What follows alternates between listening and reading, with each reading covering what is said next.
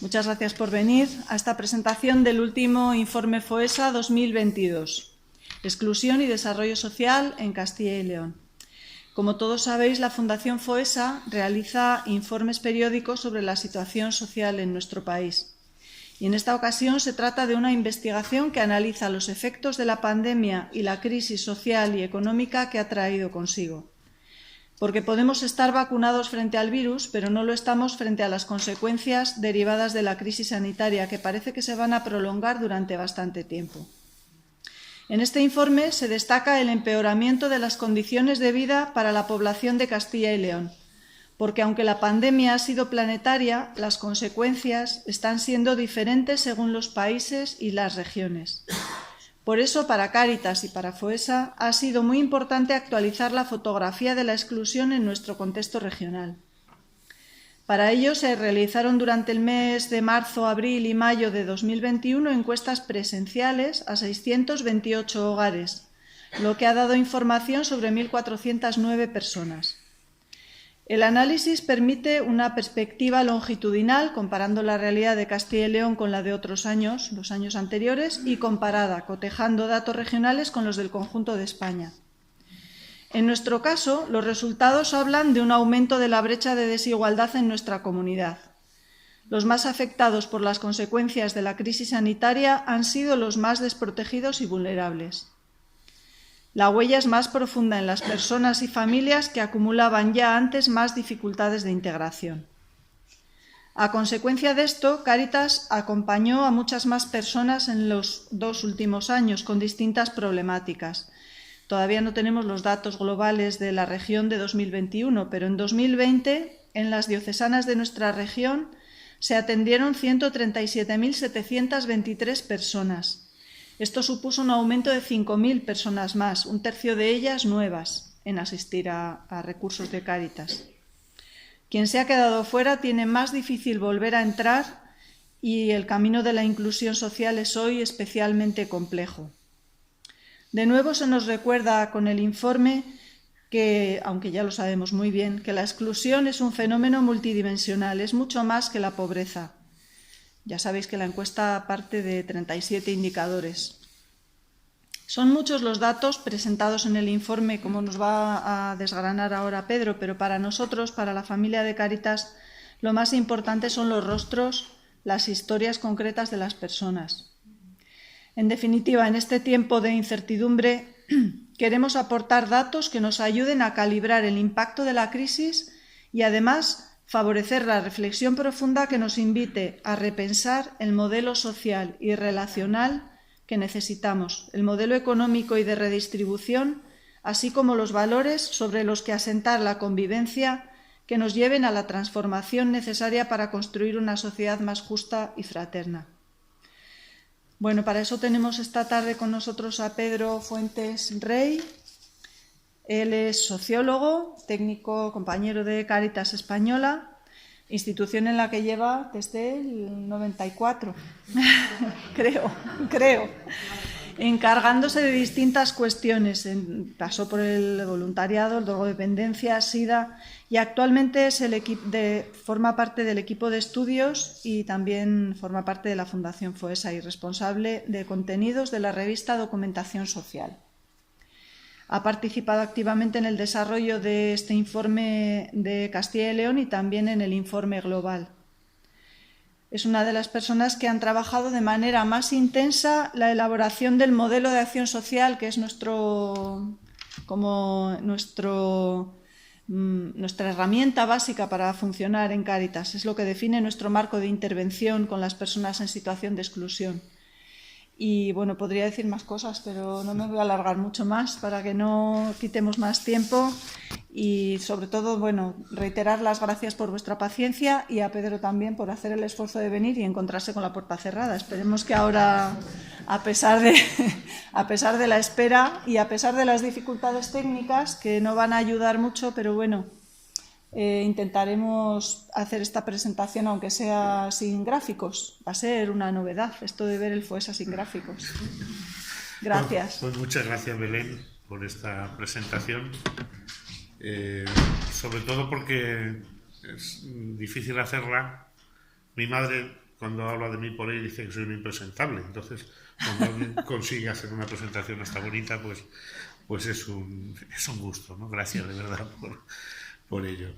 A ver, como os decía Belén, vamos a experimentar hacer una presentación de datos estadísticos sin gráficos que anestesien un poco el asunto. Bueno, me perdonaréis, pero voy a pasar mucho de datos y me voy a centrar más en el relato, cosa que quería hacer de todas formas, pero bueno, los datos los tenéis en el informe.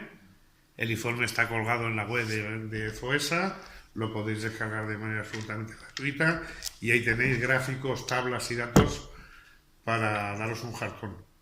Son 50 y tantas páginas en el informe de Castilla y León y otras poquitas más en el informe estatal. Bueno, como decía Belén, este informe es una sorpresa que no nos esperábamos nadie, como nadie nos esperábamos la crisis que un poco ha sobrevenido con la pandemia, y es el primer estudio, la primera radiografía completa a nivel social del impacto de la crisis. Es probable que otras instituciones, otras organizaciones y otros grupos, es probable y deseable que hagan nuevas investigaciones, pero esta es un poco la primera y está centrada fundamentalmente en el momento más duro de la pandemia, en el 2021, cuando estábamos prácticamente todos y todas confinados en casa sin salir, excepto algunos que sí salían muy a su pesar, como iremos viendo después. Bueno,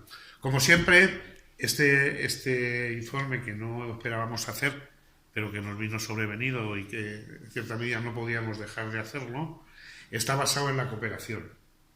Todos los informes de Cáritas y FOESA están basados en la cooperación. En este caso, por la rapidez y la urgencia, ha sido menor el grado de cooperación, pero con todo detrás del informe hay 10 instituciones académicas, sociales y de investigación, aproximadamente 30 investigadores de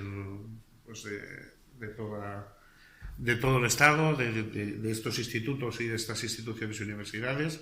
No cito las que están por no dejarme alguna y que luego pero vamos, los 4 investigadores, uno es de la UNED, otro es de la pública, los 4 directores coordinadores del estudio, la UNED, la pública, la Complutense, la Universidad de Alcalá de Henares y el SIS de Donosti.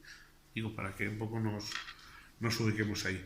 Y, por supuesto, nos gusta dar las gracias a 150 personas que han sido fundamentales para hacer esta investigación, que son los encuestadores y las encuestadoras, que siempre nos olvidamos de ellos, y que en esas circunstancias en las que os estoy contando se recorrieron España llamando a 90.000 puertas, 7.000 de ellas aquí en Castilla y León, entrando y obteniendo información de 1.409 personas aquí en Castilla y León en 628 hogares, haciendo un cuestionario largo, complejo, donde entras en detalles económicos, personales, de verdad agradecer el esfuerzo de estas personas que normalmente son las que olvidamos porque luego no están en la presentación, pero han sido fundamentales, y por supuesto todos los demás colaboradores que también han hecho su trabajo y muy bien hecho. Bueno, conviene no olvidar que la crisis del COVID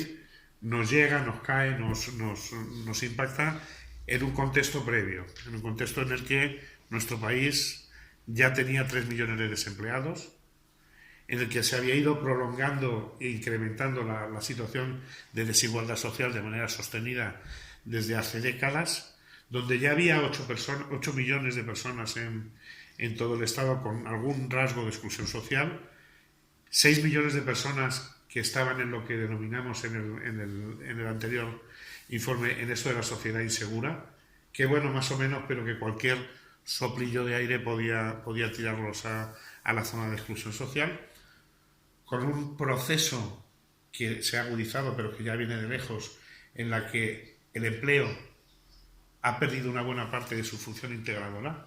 Ya el tener un empleo no es garantía de prácticamente nada, y con una característica que había mucha y sigue habiendo mucha población con importantes dificultades para acceder o mantener una vivienda en condiciones dignas y adecuadas. Este es el contexto. Todo esto es previo a la pandemia. Es decir, al COVID, a la COVID no podemos echarle la culpa de nada. Estos son procesos que ya venían de tiempo.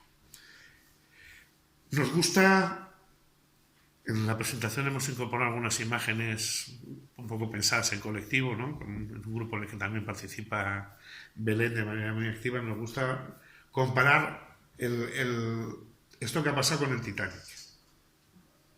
Titanic, ese gran barco invulnerable que podemos comparar con la sociedad que teníamos, ¿no? ¿Cómo va a pasar algo tan gordo, tan grave en esta potente sociedad? Pues mira tú, resulta que pasó. Qué poco probable era que el Titanic chocara con un iceberg, ¿no? Pues va y chocó. Qué poco probable es que de repente, en el año 2021, nos encontremos con una pandemia mundial. Bueno, pues resulta que pasó, ¿no?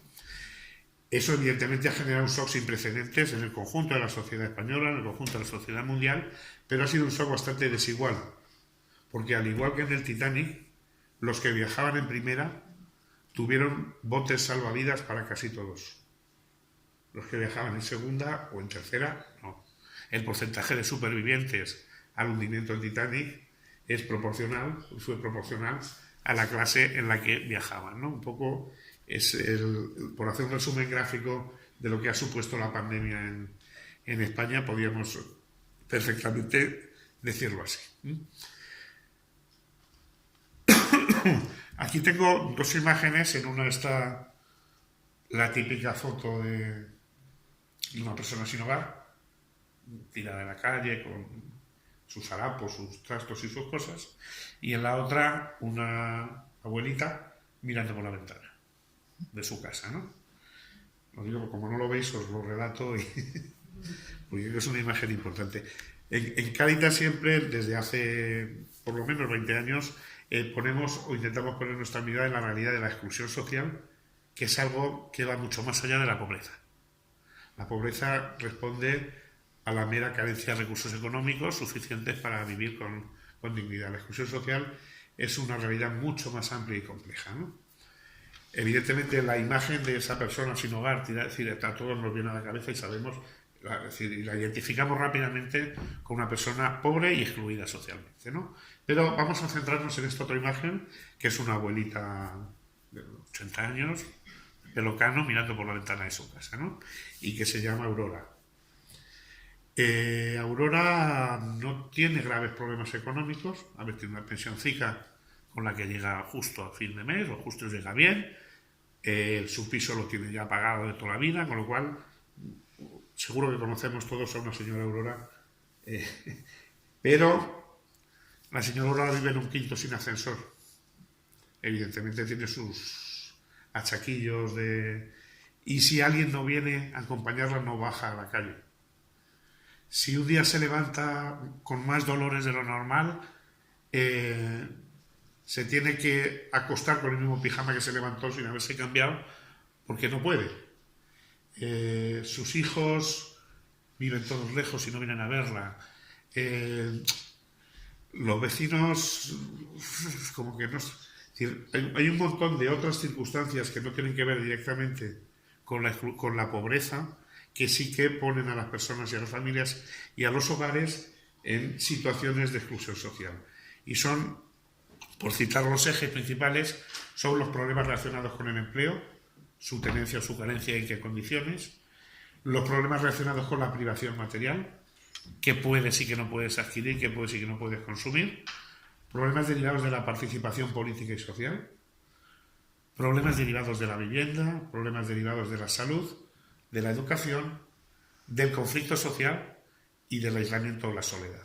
Todo ese conjunto de situaciones, desplegadas después en 37 indicadores muy concretos, son los que medimos en la encuesta y son los que, con los que hablamos de exclusión social, intentando siempre que comprendamos que no es lo mismo exclusión social que pobreza, que evidentemente la pobreza es una causa de exclusión social, pero no es la única, y en algunas circunstancias y en algunas coyunturas como la de esta mujer que os acabo de contar, ni siquiera es la principal ni la más importante.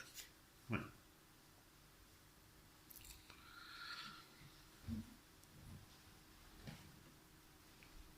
Gran cifra. En España, en 2018, había 8,5 millones de personas en situación de exclusión total y 4,1 en situación de exclusión social severa.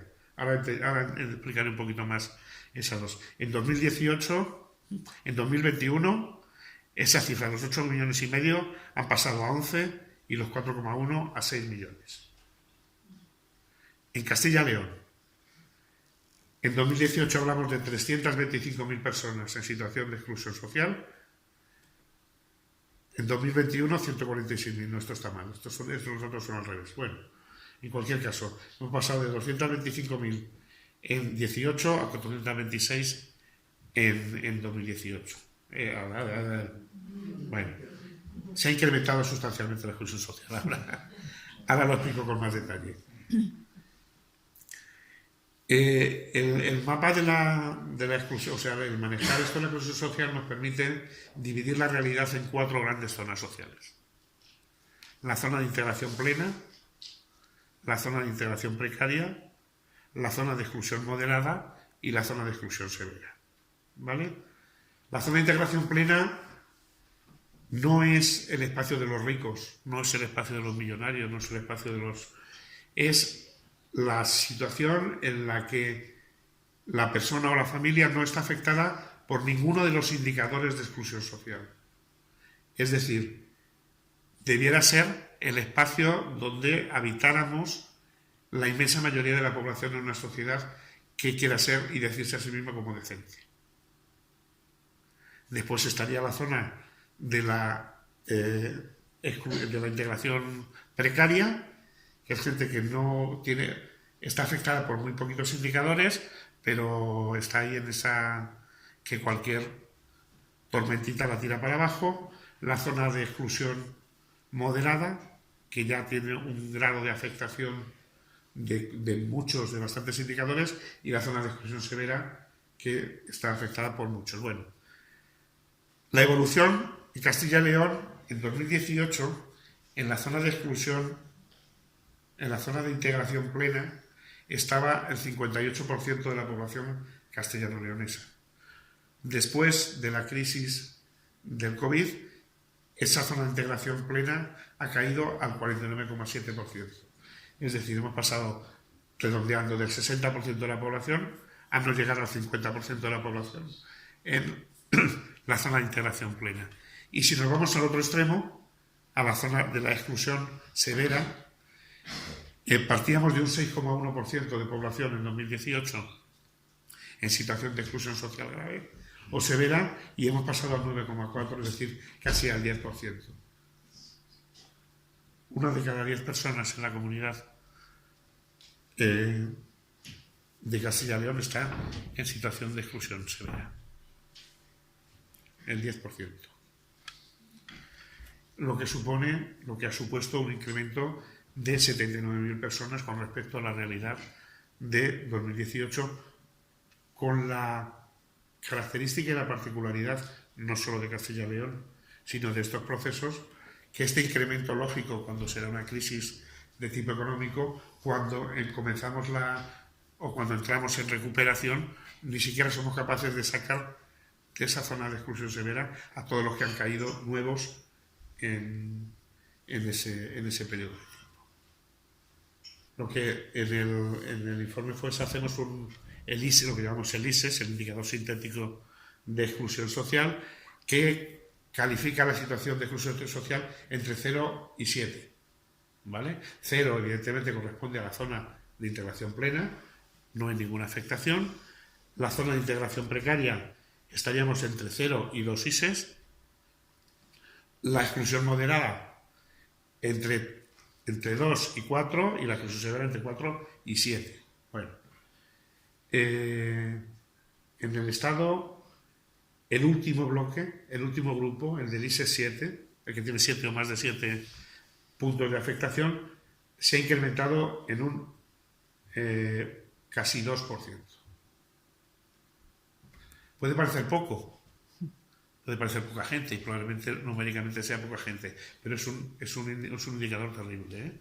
En Castilla y León se ha distribuido un poco más entre los crecimientos no se han concentrado en la última franja, pero bueno, en cualquier caso hemos pasado en esa del 2,5 al 2,7 o la de 4 ISES de 2 a 3, es decir, un poco ha sido más, pero igualmente el crecimiento de la última franja, los que están en el ISES entre 4 y 7, imaginaros, es decir, de 0 a 7 nada más. Estamos hablando de poquita gente, pero en una gravedad muy potente. La sociedad expulsada en Castilla y León, después de la pandemia, está compuesta por 64.000 personas. Pocos, probablemente, pero digo, desde Cáritas nos preocupa mucho, evidentemente. Yo creo que a cualquier sociedad, hacia cualquier institución, le tendría que preocupar que 64.000 personas del conjunto de la población de Castilla y León estén en esta situación tan extremadamente grave. La crisis ha impactado en la economía y en las rentas del trabajo, ha modificado muchas cosas, ha profundizado procesos, como os decía, que ya venían de antes, ha empeorado las condiciones de trabajo y ha puesto más barreras para que las personas desocupadas encuentren algún tipo de empleo. De tal forma que casi podríamos decir que si antes el tener o no tener un trabajo era un signo de distinción, era una señal de integración social, de posibilidades, de crecimiento, de estabilidad y tal, hoy ya no es así. Hoy ya debemos de hablar de tener o no tener un buen trabajo. Tenemos que incorporar el calificativo porque el hecho de trabajar o no trabajar no es ya garantía para la integración social. Algunos datos al respecto de esto en Castilla y León, ¿no? A nosotros nos salían 63.000 hogares en los que el sustentador principal, es decir, aquella persona que aporta más ingresos al hogar, está en situación de paro de larga duración. 103.000 hogares en los que todos sus activos en edad de trabajar están desempleados. 79.000 hogares en los que el sustentador principal ha estado en una cosa que hemos llamado inestabilidad laboral grave, que es haber tenido a lo largo del año anterior más de 3 empleos, más de 3 contratos distintos o haber estado en más de 3 empresas diferentes. Y un total, una aproximación de 68.000 familias que no cuentan con unos ingresos estables, no digo grandes o pequeños, sino estables, para poder planificarse un poco la vida, la economía y sobrevivir y ir saliendo, ¿no? La crisis ha tenido también importantes efectos en la salud, más allá de los evidentes por la propia pandemia en sí mismo. Y bueno, un dato que os aporto, ¿no? Los hogares que han tenido que dejar de comprar medicinas, prótesis, tratamientos, dietas, por no tener el dinero suficiente para poder costeárselo, es una situación que alcanza el 8% de la población y que, bueno, pues si hablamos de personas, rondarían las 200.000, 187.000, o si hablamos de hogares, 70.000, según la encuesta Castilla y León en el año 2021. Igualmente, la población que dice que su estado de ánimo ha empeorado con la pandemia en Castilla y León, pues también se ha incrementado y ha pasado del 40 al 50% de la población, ¿no? La encuesta investiga también, en parte, los fenómenos que tienen que ver con la vivienda. No puede llegar a la situación de exclusión residencial más dura, que es las personas sin hogar, porque metodológicamente, al ser una encuesta en hogares, es una contradicción interna. No es posible hacer una encuesta a hogares de personas que no tienen hogar, ¿no? Pero sí analizamos como otras 2 dimensiones, lo que son el ETOS 2 y el ETOS 3 y el ETOS 4, perdonad, como si no lo hubiera dicho, que son las situaciones de vivienda inadecuada y vivienda insegura. ¿Qué significa esto? La vivienda insegura es aquella en la que las personas que la habitan no tienen certificada su derecho a vivir en ella. Es decir, no tienen un contrato de alquiler, no tienen una compraventa, no tienen una hipoteca, están en una situación de préstamo, de ocupación, de tenencia en precario, de un alquiler sin contrato. Pues esa situación afectaba en aquel momento en Castilla y León a 41.000 familias. Y la vivienda inadecuada, que es aquella que está deteriorada, tiene problemas serios de humedad, malas condiciones, no tiene un sistema de calefacción en general, bueno, por lo que sería una vivienda cutre, en malas condiciones o como queréis llamarlo. Este problema afectaba durante la pandemia a 80.000 familias en toda la comunidad. Y un dato tremendo. 119.000 familias en Castilla y León quedan en situación de pobreza después de hacer frente a los gastos de la vivienda. Después de pagar el alquiler o la hipoteca, sus ingresos quedan por debajo del umbral de la pobreza. Y tenemos un problema muy serio en Castilla y León y en el resto del Estado con el tema de la vivienda en cuanto a sumidero de perspectivas de integración social y de muchas cosas. Bueno, las relaciones sociales se han fragmentado durante el periodo de pandemia, se han incrementado en 8 puntos, en 8% aquellos hogares que tienen una persona que no tiene las relaciones suficientes para que le puedan apoyar en caso de enfermedad o dificultad. Hemos pasado de un 3,2 en 2018 a un 11,3 en 2021, es decir, una diferencia de más de 8 puntos. Lo que supone, en términos absolutos, unas 121.000 personas solas y sin apoyo de este tipo. Si en el informe anterior, en el 2018, podíamos dar una buena noticia y era el incremento, el crecimiento de la solidaridad interfamiliar y entre familias, parece que la situación de pandemia ha debilitado mucho esta realidad y que los recursos, incluso los recursos solidarios, se están comenzando a agotar, ¿no? Dividíamos los hogares en función de una pregunta en cuatro categorías: aquellos que eran benefactores puros, que solo prestaban ayuda; aquellos que prestaban y recibían ayuda; aquellos que solo recibían ayuda; y aquellos que ni una cosa ni la otra.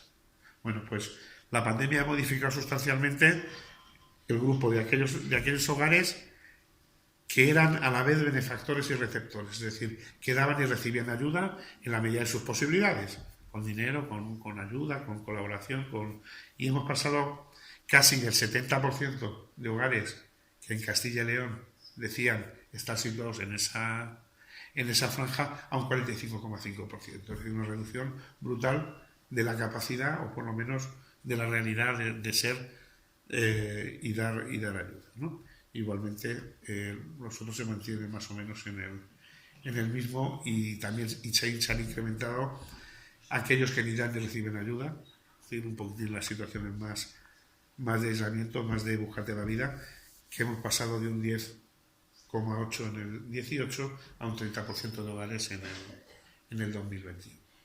La situación es muy parecida al resto del Estado, es decir, estoy destacando los datos por no alargarme, pero que no es algo particular ni peculiar de Castilla y León. Se ha incrementado profundamente la desigualdad. Es que estaría posible ponerla. Qué pena. Si dividimos al conjunto de la población por su nivel de renta en 5 grupos iguales, ¿vale?, y nos ubicamos en los que viven en el quinto y nos comparamos con los que viven en el bajo, durante este año de pandemia, la renta de los que viven en el bajo ha disminuido en un 26,7% frente a un incremento del 0,9% de la renta de los que viven en el quinto. Sé que esto es complejo de captar, pero bueno, es decir, la igualdad, la desigualdad, la distribución desigual entre unos y otros se ha incrementado por efecto de la crisis de la pandemia, ¿no? Los del cuarto en un 0,5 y del tercero para abajo han descendido todos, especialmente los del último piso, cuya diferencia ha crecido en un 37,5% con respecto a 2018. ¿Vale? ¿Qué otras brechas hemos descubierto con la encuesta? Brechas que ya existían, pero que se han profundizado con la encuesta, ¿no?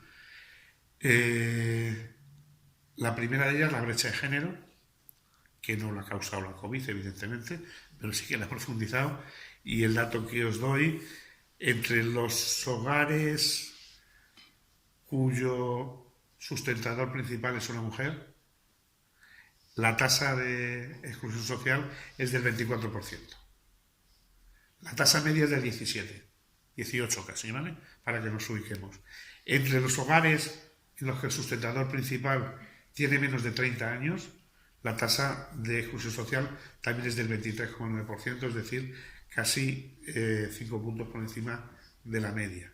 Y entre los hogares cuyo sustentador principal es extranjero, inmigrante, esta tasa de exclusión llega al 53,2%. Es decir, hay tres grandes brechas que la exclusión, que ya venían de antes, pero que la COVID ha profundizado, ¿no? La brecha de género, la brecha de origen y la brecha etaria o de edad en el sentido de la gente más joven, las familias más jóvenes. Y por último, otra brecha que no es nueva, pero que sí que un poco ha tenido un cierto impacto y que es la primera vez que medimos en el informe, es la brecha digital, ¿no? Entendemos por brecha digital tres situaciones distintas, que además si se dan las tres, pues peor todavía. Tener o no tener la posibilidad de un dispositivo en condiciones. Imaginar lo que es, un smartphone tiene prácticamente todo el mundo, ¿no? Pero imaginaros lo que es seguir una clase online con un crío durante la pandemia con un smartphone. Bueno, un dispositivo, tener una conexión estable y potente, no vale con un wifi cutre que se te caiga cada 10 minutos, y las competencias para saber manejar todo eso, ¿no? Son un poco como las tres llaves que abren la puerta de la brecha digital, ¿no? El 31% del total de los hogares en España tienen de una forma u otra alguna de estas carencias pero en el caso de los hogares en exclusión severa, este porcentaje pasa al 41,5% de los hogares, es decir, casi la mitad. Durante la pandemia, el no tener acceso a lo digital ha supuesto muchas cosas, pero fundamentalmente pérdida de oportunidades. Esta pérdida de oportunidades han sido 2,5 veces más potente en la zona de exclusión que para el conjunto de la sociedad.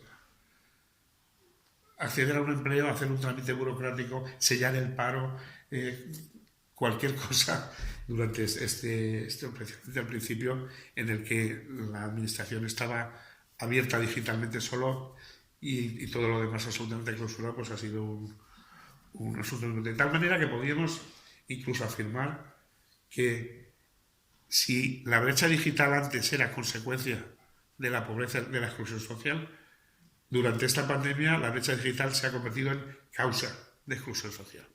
Y ha habido un cambio cualitativo, por lo menos a nosotros nos lo parece. Por penúltimo, ya voy terminando porque no sé el tiempo que llevo hablando. Hemos investigado y hemos preguntado y hemos intentado poner el valor y conocer cuál es el esfuerzo que las personas excluidas están haciendo en su situación, ¿no? Aquí tengo un GIF de esos de internet, que es un señor que está intentando subir una escalera mecánica en dirección contraria. Digo, como imagen, evidentemente el pobre hombre no avanza mucho, ¿no? ¿Cuáles han sido las estrategias que los hogares han emprendido para afrontar la situación de la crisis? La primera, acudir a los ahorros. El 43% de los hogares los hogares en situación de exclusión social lo han hecho, pese a ser evidentemente los primeros en agotar ese recurso del ahorro. Pedir dinero, buscar ayuda o recursos a otros conocidos o otras instituciones ha sido un recurso que han utilizado más de la mitad de los hogares de las familias en exclusión, y la reducción de gastos habituales en alimentación, ropa, calzado, etcétera, etcétera, ha sido una estrategia que ha utilizado 2/3, es decir, casi el 66% de las familias en situación de exclusión social. Pero más allá de las estrategias que podríamos pensar que son forzadas o forzosas, nos hemos preguntado por esa cosa famosa de la activación, que tanto repiten los políticos, los programas, es que no hay que dar ayudas así a lo tonto, hay que activar, porque si no, bueno, pues intentamos construir un medidor de integración, un indicador que nos aportara de activación, perdón, y lo construimos en base a 3 indicadores. Si alguien trabajó en el hogar el año anterior o está trabajando en la actualidad, si alguien en el hogar está formándose o estudiando el año anterior a la actualidad, y si se está participando en algún tipo de proceso, de recurso, de cuestión puesta en marcha por servicios sociales, organizaciones no gubernamentales, es decir, un poco ese conjunto de cosas, y vamos y preguntamos y resulta que en la zona de exclusión moderada dan que sí están activados el 79,2% de los hogares, mientras que en la zona de integración precaria solo están activados el 65,8%. Dice, bueno, ¿a qué viene esta obsesión por la activación? Parece y los datos dicen que las familias y los hogares en situación de exclusión social, hombre, no todos, evidentemente, pero tienen un grado más que aceptable de activación. Y si vamos un poquito más allá y además lo comparamos y lo cruzamos con aquellos hogares que están percibiendo algún tipo de prestación económica, pues el mantra se nos desmonta del todo. Porque los datos no corroboran ese mantra, ¿no? 77% de los hogares, el 78% de los hogares que están recibiendo una prestación contributiva de desempleo están activados. Cumplen alguno o los 3 criterios que os he dicho antes. El 53% de los hogares cobrando el subsidio de desempleo también. Y el 50% de los hogares que están cobrando renta mínima de inserción o ingreso mínimo vital también. Esta tabla lo que parece decir es que el nivel de incentivación para moverse tiene más que ver con la cantidad que estás percibiendo que con otra cosa. Y en la medida que el subsidio desciende la motivación y desciende la activación de los hogares. Los datos, desde luego, nos corroboran el mantra que nos cuentan todos de que eso de dar ayudas desincentiva y lo que hace es generar vagos, parásitos, y los datos que nosotros hemos recogido no corroboran eso, sino probablemente además todo lo contrario. Termino ya. Haciendo una valoración de las políticas que se han hecho y de las que nosotros creemos que se deben de hacer de aquí en adelante, ¿verdad? La primera de ellas, hay que incrementar sin duda la cantidad de dinero dedicado a la protección social y la reducción de la pobreza y la protección de la familia, pero sobre todo, además de incrementar, hay que reorientar. Os voy a hablar, esto lo mismo, es una pena no verlo, pero bueno, lo cuento. ¿Diríais que la cantidad de pobres en Suecia, en Dinamarca, en Finlandia, es mayor, menor que la de España? Es igual, es muy parecida. Es muy parecida. Siempre y cuando midamos la pobreza previa a transferencias sociales. Es decir, medimos el grado de pobreza de las familias antes del impacto de las políticas públicas de ayuda y de rescate, o como queramos denominarla, ¿no? Las políticas de ayuda social. En España el impacto es escasamente de 5 puntos de reducción de la tasa de pobreza si la medimos después de transferencias sociales. En Suecia, 10, 20, 30, 40, es casi en 60 puntos. Es decir, la reducción de la pobreza después de transferencias sociales. En Suecia, cuando el punto de partida es el mismo, la tasa de pobreza es, incluso Suecia, un poquito superior a la... Son datos de la OCDE, no de la OCDE, perdón, de Eurostat. No de nadie sospechoso de otro tipo de cuestiones. Bueno, por tanto, reorientar la inversión en la protección social a reducir la pobreza y a proteger a la familia.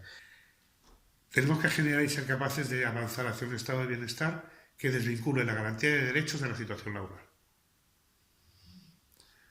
Hasta ahora hay algunos de los derechos, y especialmente de la vivienda, que depende de tener o no tener los ingresos necesarios para comprarla en el mercado. Mantener este tipo de política, es decir, esto no es un derecho. Esto es un bien más de mercado, que el que puede comprar lo compra y el que no lo compra, ¿no? Hay que avanzar. Esto es difícil y complicado de hacer, pero o lo empezamos a proyectar o vamos mal, ¿no? No vincular el acceso a determinados derechos al hecho de tener o no tener y qué tipo de relación en el mercado laboral tienes, ¿no? Hablo de la vivienda, pero por ejemplo, en la pandemia ha resultado muy evidente el tema de la salud mental. ¿Quién se puede permitir pagar 70 euros semanales en la consulta de un psicólogo? Y ese derecho, es decir, el derecho a la salud mental, no está recogido ahora mismo y está directamente vinculado a tener o no tener pasta. Y ya está. Tercera cuestión. Hay que meterle mano en mejorar la cobertura del ingreso mínimo vital, que supone un avance sobre lo que había, no nos cabe duda, que es una buena noticia, que qué bien, pero que está pues bastante mal planteado y hay que darle una vuelta. Es decir, como ejemplo, ¿no? En el 2021, la cosa ha cambiado, pero no mucho, solo 1 de cada 4 personas en situación de pobreza severa en Castilla y León accedieron al ingreso mínimo vital. Es decir, el 25%, 1 de cada 4. En pobreza severa, Es decir, aquellos cuyos ingresos están por debajo del 40% de la renta mediana. Bueno, y desde luego hay que desarrollar muy mucho su capacidad complementaria, su relación complementaria con las rentas autonómicas. Esto no ha debido de venir, por lo menos creemos que no debe servir de excusa para desmantelar el sistema de renta autonómica, o por lo menos si hay que desmantelarlo, que se desmantele, pero porque se coordina y se transfiere de una forma u otra al tema del ingreso mínimo vital, sin entrar en cómo hay que hacerlo, que no tengo ni idea, ni es nuestra función dar la fórmula jurídica o política adecuada. Un siguiente punto que sería, iba a decir mejorar, pero tener algún tipo de política pública de vivienda, porque no existe. Es una gran carencia de nuestro modelo de estado de bienestar. No hay política de vivienda. Hay cosas, pero si alguien me puede decir en qué consiste la política pública de vivienda, pues se lo agradecería, pero es que la realidad es que no hay, pero ni aquí ni en ningún sitio. O sea, es una gran carencia, que evidentemente pasa por generar un parque público de vivienda en alquiler en condiciones. Y por último, y no por ello menos importante, tenemos que repensar el modelo de servicios sociales para adaptarlo al siglo XXI. Y esto no consiste en comprar ordenadores y en digitalizar la cosa. No va por ahí. Va primero por dotarle de contenido, por ponernos de acuerdo de una vez por todas en para qué sirven los servicios sociales, por dotarle de recursos, por dotarle de capacidad, por incrementar sustancialmente su patita comunitaria y su patita de intervención en el territorio directamente, porque dejen de ser un servicio para pobres, porque termina siendo un pobre servicio. Bueno, sería muy largo y nos llevaría aquí a un debate para otro lado, pero en cualquier caso hay que hacer un esfuerzo y una reflexión potente para hacer ese proceso de transición hacia los servicios sociales adaptados al siglo XXI. Y termino un poco, este conjunto de propuestas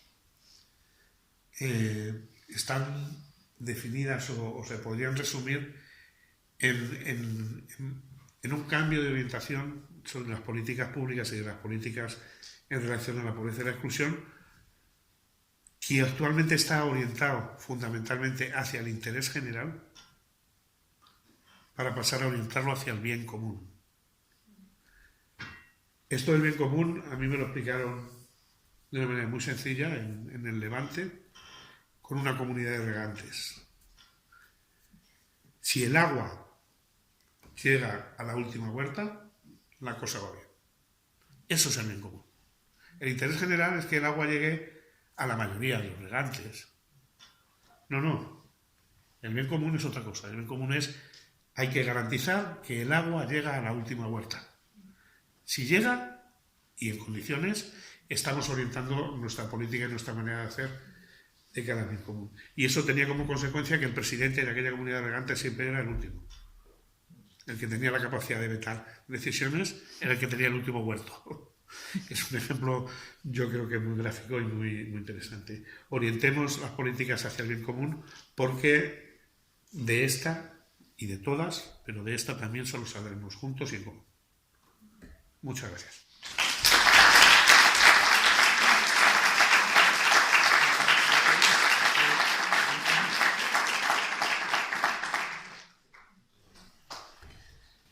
Bueno, pues muchas gracias por hacer el esfuerzo de explicar todo esto sin poder ver gráficos y sin poder ver números.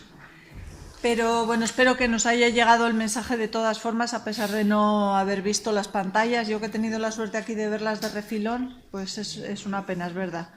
Pero bueno, seguro que os ha generado alguna inquietud, alguna pregunta, alguna duda, alguna intervención que queráis hacer. Es el momento, aunque tengamos poco tiempo, pero es el momento de aprovechar para esto.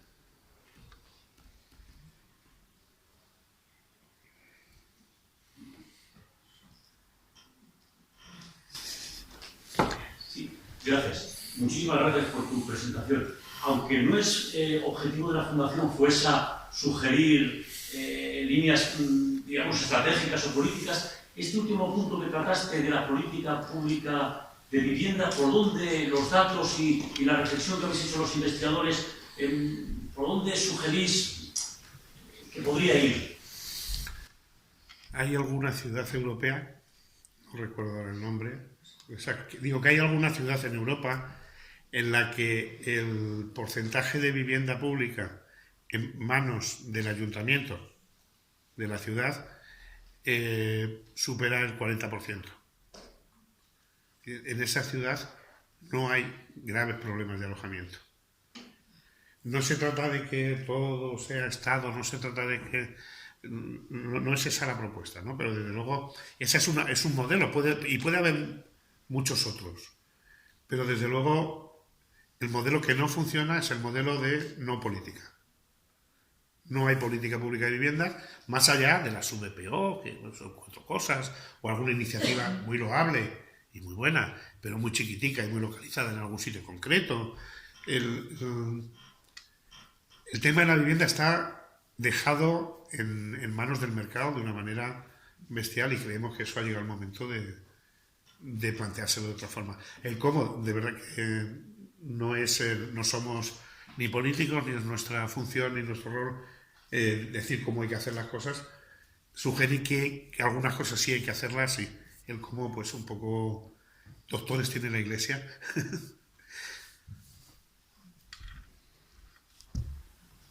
¿Hay algún dato comparativo de la realidad rural y urbana? Y luego... No sé si lo hay, pero hay que buscarlo. No te lo puedo dar. ¿Habéis analizado la participación de las personas en situación de exclusión, la participación social? También. ¿Qué datos? A ver, en general el porcentaje de participación es más bajo, va bajando en cuanto desciendes en la escala social, pero digo, si me pides el dato concreto, me pones en un brete porque te lo tengo que buscar. No me lo sé de memoria. Pero sí, es un problema. Es decir, en algunos lugares, por ejemplo, a mí no recuerdo dónde exactamente, pero me sorprendía el porcentaje tan elevado de personas sin derecho al voto. Es decir, en lugares donde concentra mucha inmigración, resulta que se da una paradoja de que, bueno, en una sociedad democrática estamos hablando de un porcentaje muy potente de personas que viven, habitan, trabajan, consumen y se divierten con nosotros, sin embargo no pueden votar porque no nacieron aquí. Eso es un problema grave. Y digo, si no recuerdo pero sí que había alguna comunidad autónoma en particular donde había un porcentaje muy alto de gente sin derecho a voto. Yo una cosita muy breve. Me ha parecido muy interesante toda la idea de trabajar y de que la pobreza, digamos, no sea, o sea, las ayudas realmente no se consideren como ayudas, sino que se consideren un levantar a la gente que lo está pasando mal para que de alguna manera el agua llegue a la última vuelta. Yo creo que un punto clave es el ingreso mínimo vital, que se ha soltado así de una manera desde mi punto de vista, como no muy organizada y no muy planificada o no muy en contacto con los servicios sociales, y entonces cómo se puede encarrilar bien con la renta garantizada aquí en Castilla y León o con la renta mínima. Yo creo que esa es la clave. Entonces, claro, el hecho de llegar hasta el estudio está fenomenal y muy bien, pero hay que, o sea, la parte que nos queda, a todos los que estamos aquí, a todos los que de alguna manera pues están estos políticos, etcétera, y personas que estamos trabajando por lo social, ese es el tema. Ese es el tema. ¿Cómo se pone? Porque hay ayudas por un lado, ayudas por otro. Si ya me dan el ingreso mínimo vital, ya no tengo que esforzarme en el tema del empleo, o sí o no. Entonces estamos aquí un poco liados en esa jaula de grillo, que desde mi punto de vista es lo más importante.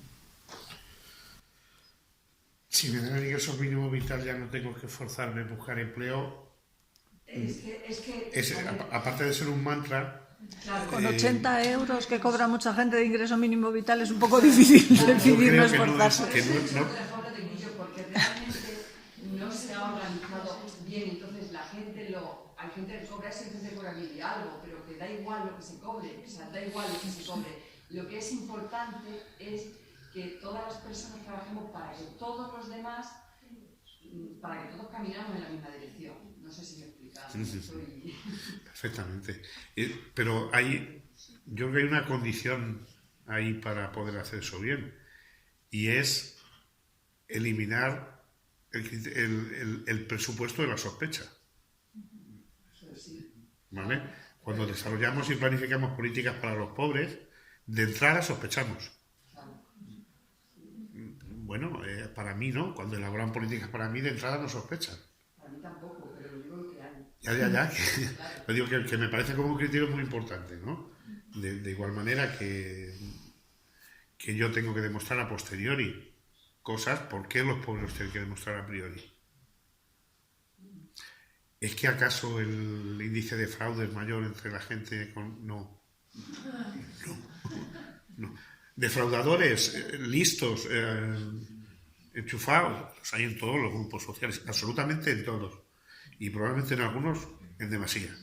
Pero bueno, ese es otro asunto, ¿no? Es decir, me parece muy importante que seamos capaces de exigir a los políticos que, de la misma forma que planifican políticas para las clases medias, sin el parámetro de entrada de la sospecha, que yo no digo sin control, porque me parece que el dinero público hay que controlarlo, claro que sí, y hay que ser riguroso con él, claro que sí, pero no necesariamente de esta manera. Muchas gracias.